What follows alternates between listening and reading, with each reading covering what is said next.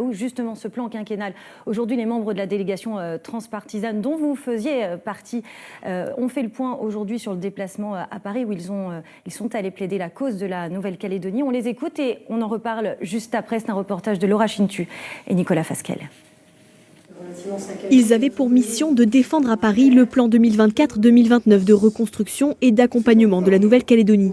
De retour début octobre sur le Caillou, la délégation transpartisane assure avoir reçu un accueil attentif et bienveillant de la part des responsables politiques nationaux.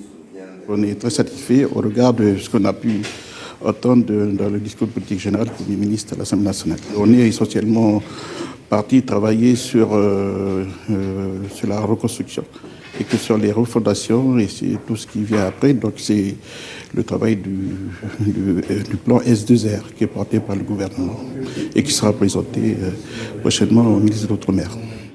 Justement, à la veille de la visite du ministre des Outre-mer François-Noël Buffet en Nouvelle-Calédonie, les attentes sont nombreuses. Au-delà de renouer un dialogue politique, la délégation transpartisane affirme que le ministre doit prendre des engagements budgétaires et financiers concrets qui permettront d'assurer la reconstruction économique et sociale du pays.